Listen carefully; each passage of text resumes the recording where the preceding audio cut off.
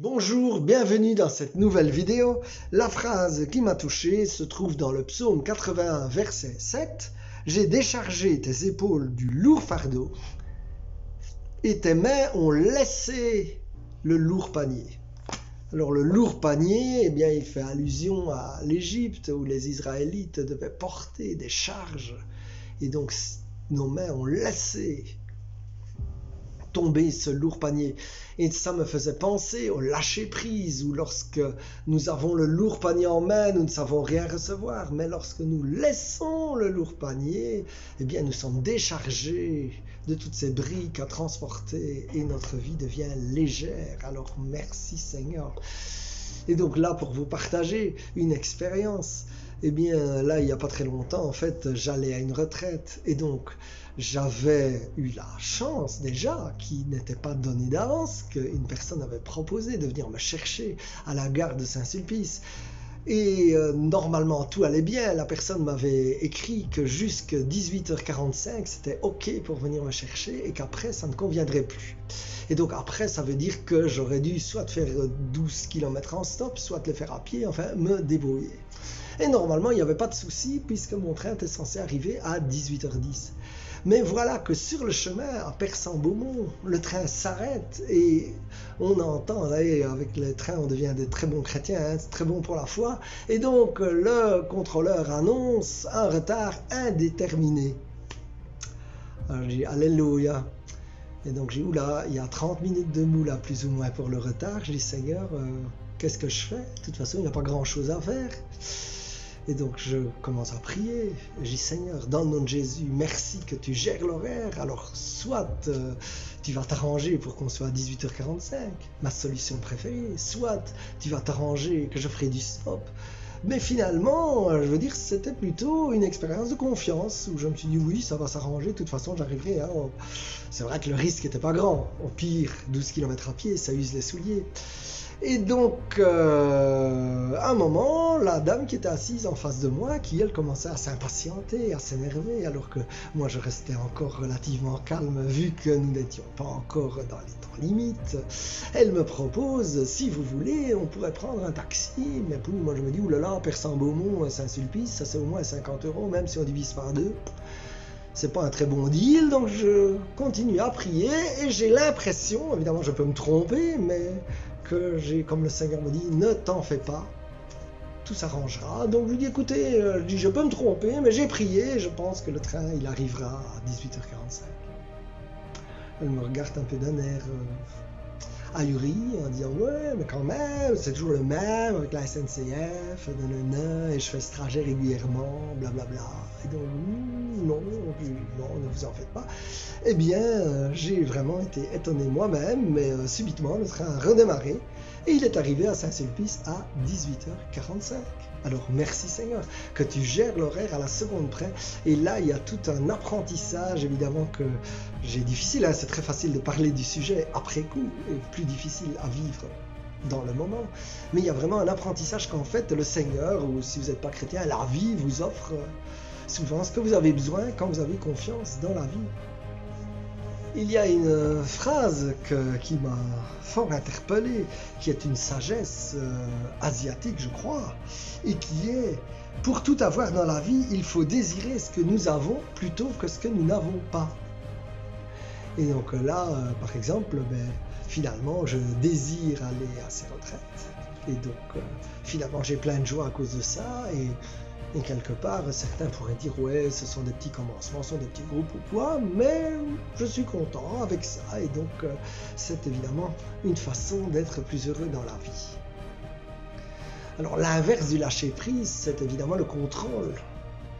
Et en fait, j'ai découvert, d'ailleurs en priant pour les personnes, qu'il existait apparemment des esprits de contrôle. En tout cas, ça m'a fort touché.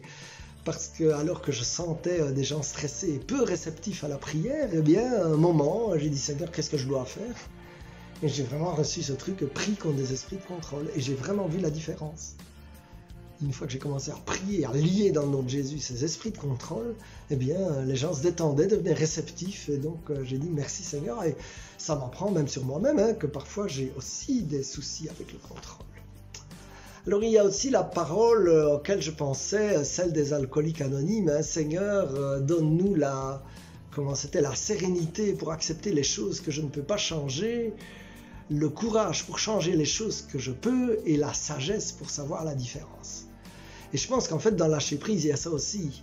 Il y a certaines choses qu'on peut changer, où il ne faut pas lâcher prise trop vite. Et puis il y a d'autres choses où on ne peut pas changer, où de toute façon on n'a pas la main dessus, on peut s'exciter, faire tout ce qu'on veut, ça ne changera rien. Et celles-là, évidemment, il est sage de les lâcher, de les remettre à Jésus et pas de les reprendre dans les 5 minutes qui suivent.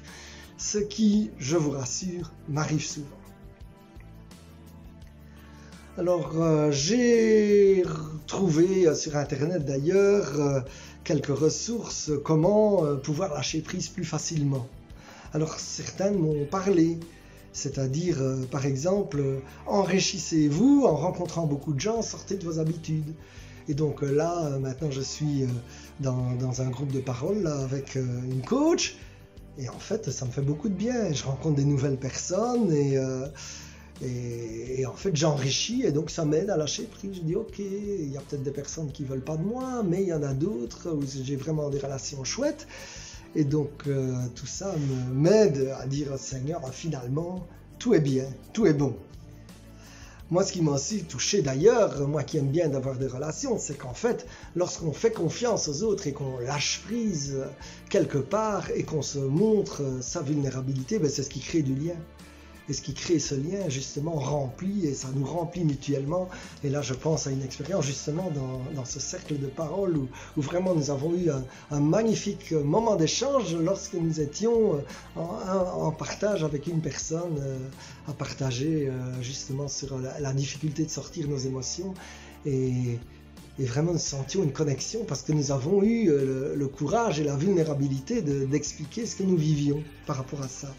Et donc ça, c'est, je pense, aussi une façon, quelque part, de lâcher prise. Parce que alors on voit que la vie offre, en fait, ce que je veux. C'est-à-dire, moi, je veux du lien. Je crois qu'on est tous câblés pour ça. Eh bien, finalement, quand je lâche, c'est au moment où j'attends rien, finalement, que ce lien, il vient. Quand je veux le lien, alors, en général, soit je deviens exigeant, soit je suis dans les attentes. Et alors, j'ai déjà remarqué que souvent, il ne se passe pas grand-chose. Une autre façon de lâcher prise qui est... quand même où j'ai encore beaucoup de travail, c'est évidemment le pardon. Le pardon qui permet de sortir du cercle persécuteur-victime et d'ailleurs et sauveur. Et donc ce pardon, c'est une façon de lâcher prise et je crois que c'est pour ça qu'il est si difficile à donner d'ailleurs. Parce que justement, même dans les choses difficiles, en fait, c'est dur de lâcher prise parce que le pardon, lorsqu'on y réfléchit, je dis souvent l'autre personne, elle s'en fout. Surtout si elle nous a ghosté ou je ne sais pas quoi. Et donc le pardon, c'est d'abord pour nous-mêmes, mais ce truc de lâcher prise est vraiment compliqué. Et je pense que c'est quelque chose qui rend le pardon difficile. Mais quelle libération lorsqu'on arrive, avec l'aide de Dieu, à recevoir cette grâce de pardon. C'est pour ça, Seigneur, que je prie pour mon frère, pour ma sœur. Et au nom de Jésus, je lie les esprits de contrôle. Je les déclare muets dans ta vie et merci Seigneur que tu apprends par des expériences de joie, de ta gloire Seigneur, par des bonnes relations Seigneur, par 36 chemins que tu trouveras adéquats Seigneur, que tu apprends à mon frère et à ma sœur que lâcher prise d'abord ça fait du bien et ensuite Seigneur que tu donnes les grâces dont mon frère et ma sœur ont besoin pour pouvoir lâcher prise, se remettre à toi Jésus et se rendre compte que lorsque nous nous remettons à toi, eh bien tu pourvois Seigneur. Ce qui est d'ailleurs le début de la phrase, tu enlèves le joug de nos épaules, Seigneur.